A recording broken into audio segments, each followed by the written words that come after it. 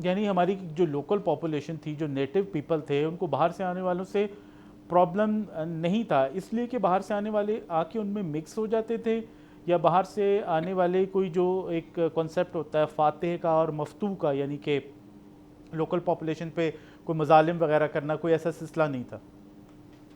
वो वो हुआ जब ये मुसलमान तुर्क आना शुरू हुए, तब वो जुल्म शुरू हुए। उससे पहले वो वाला दौर अभी हम बाद में डिस्कस करेंगे। पहले एक हाँ। मेरे जहन में सवाल आया, बुद्ध इरा का दौर या बुद्ध इरा जो है, क्योंकि आप स्वात में चले जाएं, खैबर पख्तूनख्वा के मुख्तलिफ इलाकों में चले जाएं, यहाँ इस्लामाबाद के आसपास देख लें कि जो बुद्धिस्ट दौर है या बुद्धिस्ट स्टूपा जो है, या उनकी जो मजहबी इमारत हैं, टेक्सला को आप देख लें, वो हमें बहुत ज़्यादा मिलती हैं। तो जो बुद्धिज़्म का प्रमोशन है, वो कहा जाता है कि ये जो पाकिस्तान का ख़ित्ता है, यहाँ से ही बुद्धिज़्म अपनी मौजूदा फॉर्म के अंदर जो है वो दुनिया में फैला है।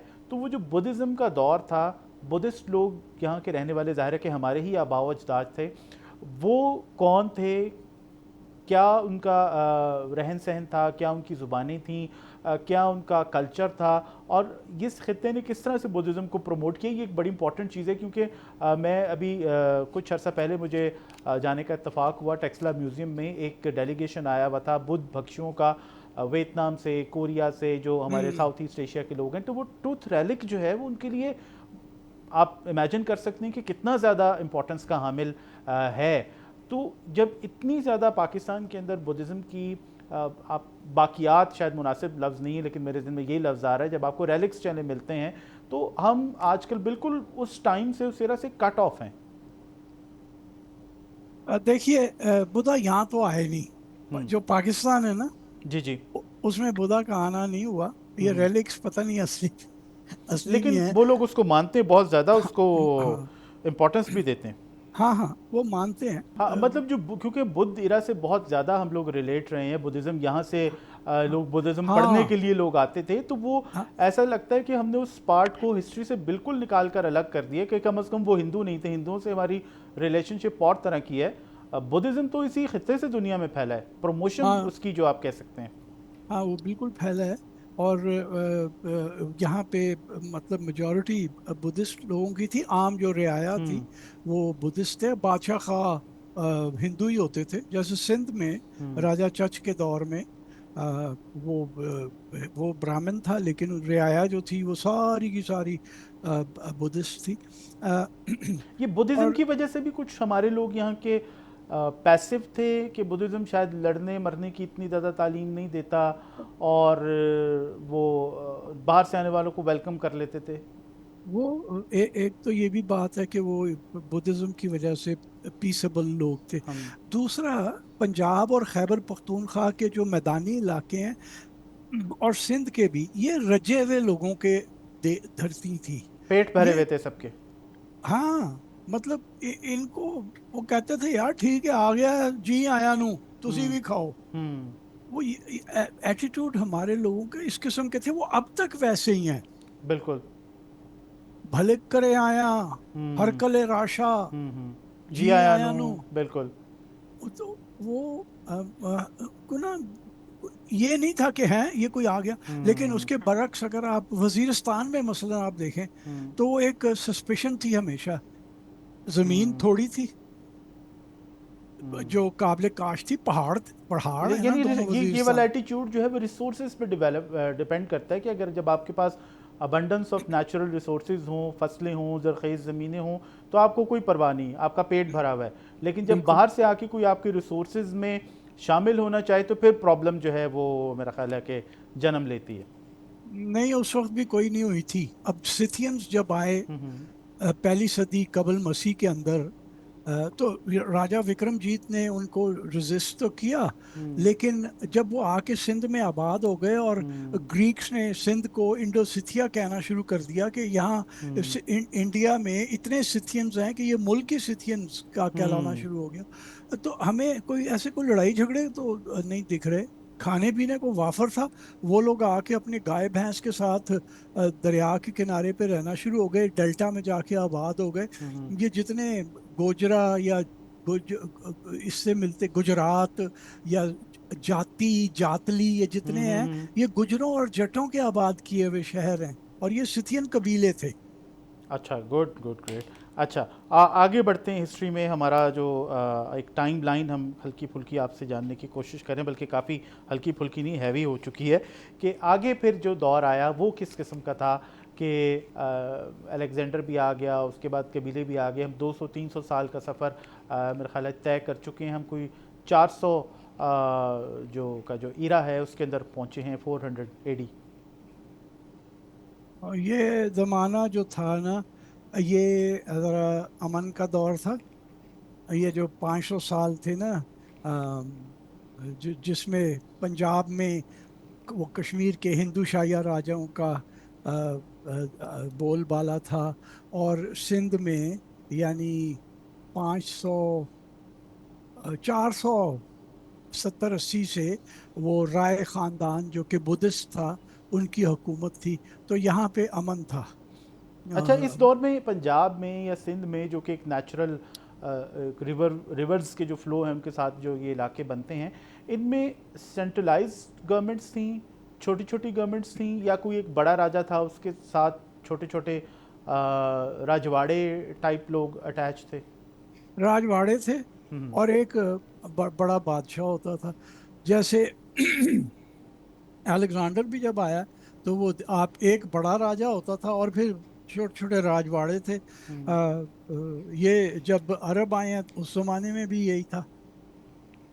यानी राजा चच ने जब हुकूमत हम्म। संभाली है, कोई 600, सन 600 के लगभग, तो वो खुद तो जो बड़ा कैपिटल शहर था, ब्राह्मणाबाद या रोड़ी हम्म। के पास, वहाँ होता था।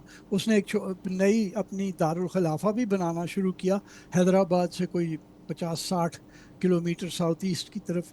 रावड़ उस शहर का नाम उसने और रखा। पंजाब में उस ज़माने में बड़ा शहर या बड़े शहर अदर देन मुल्तान कौन से थे? एक तो मुल्तान था। जी।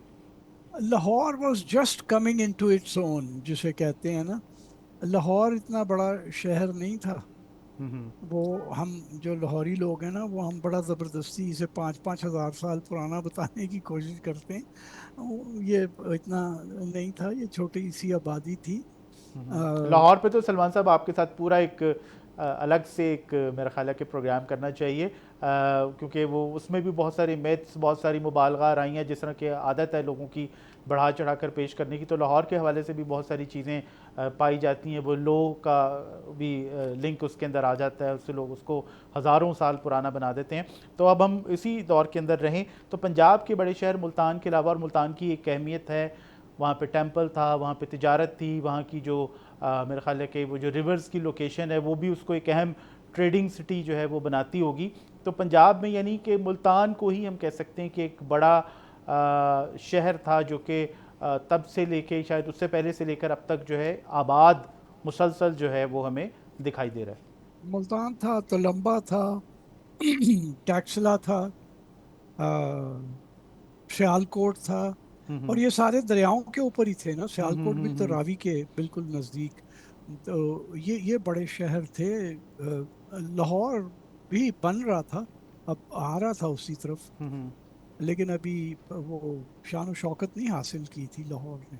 एक टाउन शायद हो, सिटी ना हो, जी। एक हाँ। कस्बा हो, बड़ा कस्बा हो सकता है, हाँ। सिटी ना हो। ओके। हाँ। अच्छा, अब हम आगे चलते हैं। तो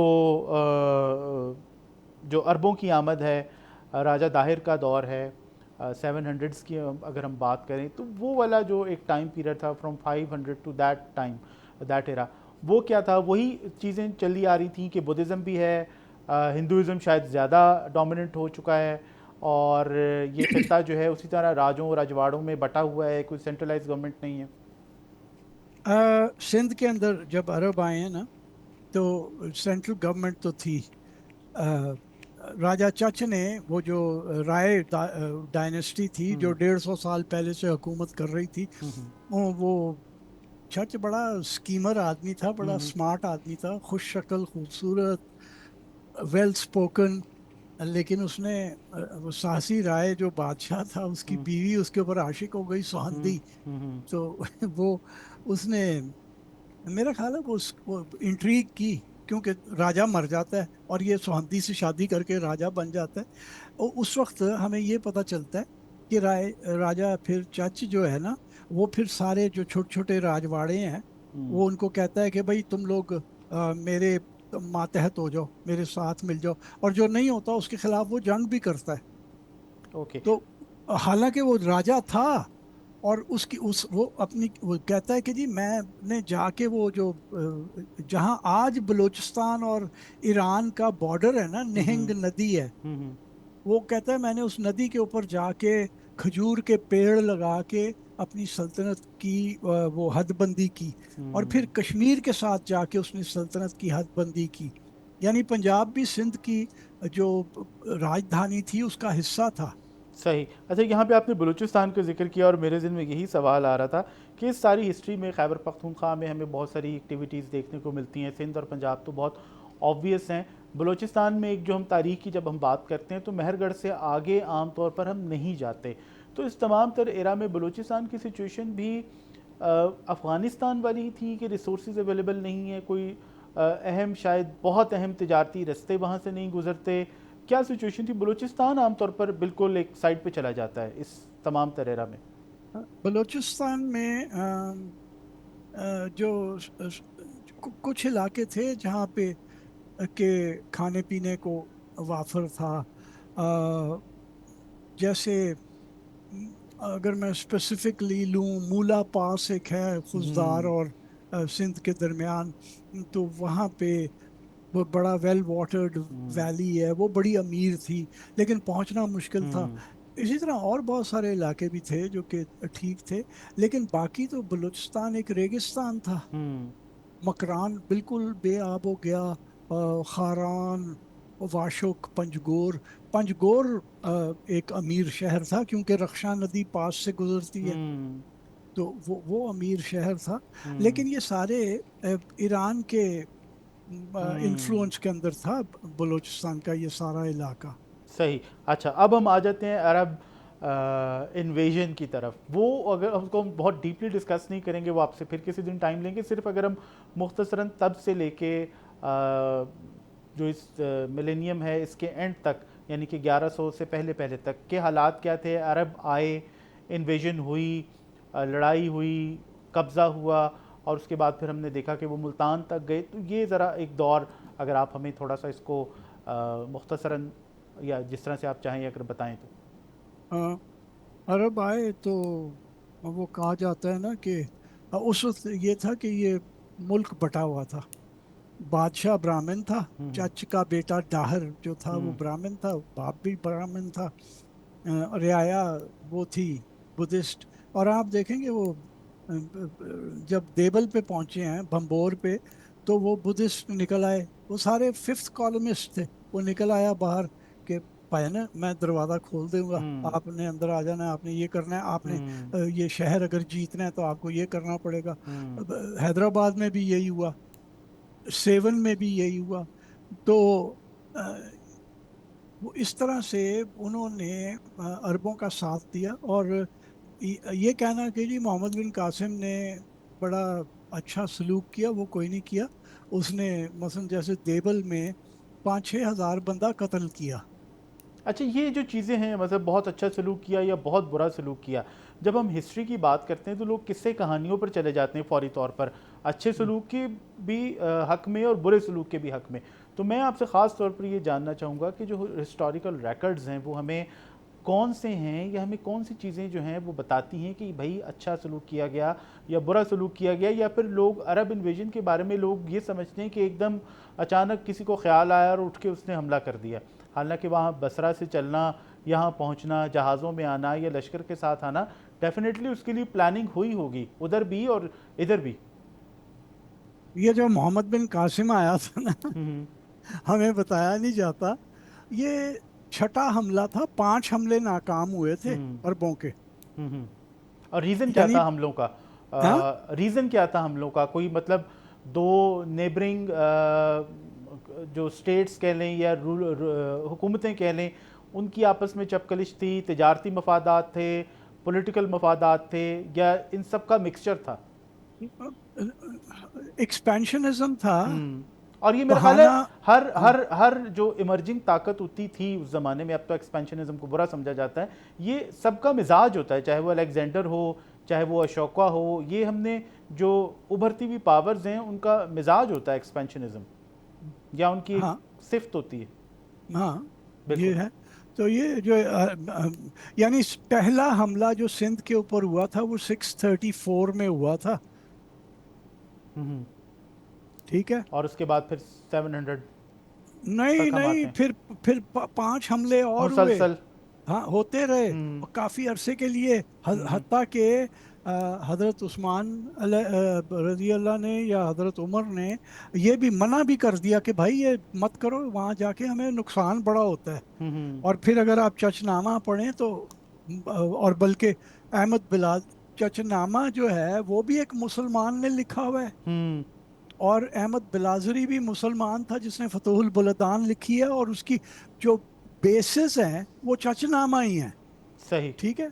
वो उसमें ये लिखा हुआ है कि हज्जाज बिन यूसुफ ने जब खलीफा मरवान था ना, जी जी। उसको कहा कि जी वो हमने हमला करना है सिंध पे, तो उसने कहा कि नहीं भाई नहीं, बड़ा नुकसान होता है, हमारा बहुत माल और इंसानी जानें ज़ाया हुई हैं। तो उसने कहा कि मैं इतना माल ला के दूंगा कि तुम हैरान हो जाओगे। हम्म। ये चिट्ठी प्रिजर्व्ड है चचनामे में। गुड। अच्छा सर, ये इन्वेजन हो गई मोहम्मद बिन कासिम की, और उसके बाद फिर जो दोनों तरफ से ट्रेजेडीज हुई उसका अपना अंजाम हुआ।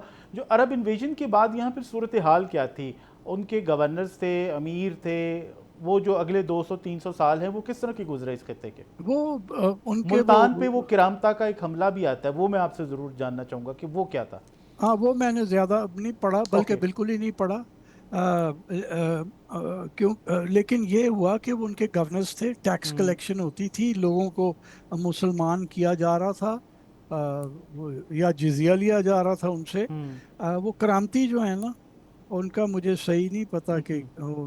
क्या। तो सर इस दौर में वो जो लोकल ट्रेड थी, या लोकल सनत थी, क्राफ्ट्स थी, वो बरकरार रहे? लोगों को वो चीज़ तो डिस्टर्ब नहीं, क्योंकि ये तो दौलत तो वहीं से इकट्ठी होती थी, या टैक्स तो वहीं से इकट्ठा होता था। नहीं, हमारे यहाँ ये जो थी ना, मैन्युफैक्चरिंग बहुत हम्म। ज़्यादा थी। यानी वो अरबों के आने से डिस्टर्ब नहीं हुई, अरबों ने आके उसको छेड़ा नहीं। अरबों ने, हज्जाज बिन यूसुफ ने उसको कहा था मोहम्मद बिन कासिम को कि आर्टिजन जो है ना, उन्हें कुछ नहीं कहना। गुड। क्योंकि इतनी समझ तो अरबों को भी थी कि हम्म। आर्टिजन मतलब कुछ प्रोड्यूस करेंगे, कुछ हम्म। मैन्युफैक्चर करेंगे तो हम्म। पैसा आएगा ना। सही सही। तो यानी कि हम कह सकते हैं कि मोहम्मद बिन कासिम के आने के बाद यहाँ की जो लोकल सनत है, ये लोकल पॉपुलेशन है, सिवाय जिजिया या इस्लाम के अलावा एज सच उनको उस तरह से डिस्टर्ब नहीं किया गया। नहीं। थैंक यू सलमान साहब, बहुत शुक्रिया। आपसे बहुत ज़बरदस्त मिशन ली, और आई होप कि नेक्स्ट टाइम भी हम इसको जारी रखेंगे। नेक्स्ट कुछ सीरीज़ आपके साथ मज़ीद इसको लेकर चलेंगे। तो व्यूअर्स, आपने देखा किस तरह से एक बहुत इंपॉर्टेंट एरा जिसको आमतौर पर हिस्ट्री में नज़रअंदाज कर दिया जाता है, मुसलमानों की आमद से पहले, सिकंदर आज़म की आमद के बाद, इस खित्ते के अंदर जिसमें हम रहते हैं, पाकिस्तान है, हिंदुस्तान है, इसकी क्या सूरत हाल थी, सलमान साहब ने उसको बहुत अच्छे अंदाज के अंदर, बड़े मुख्तसर अंदाज के अंदर बताने की कोशिश की, और हमने भी आपके साथ उसमें बहुत कुछ जानने की कोशिश की। तो उम्मीद है कि ये सिलसिला हम जारी रखेंगे और हिस्ट्री के दीगर जो पहलू हैं उनसे रिलेटेड गहरी गहरी बातें आपको बताते रहेंगे।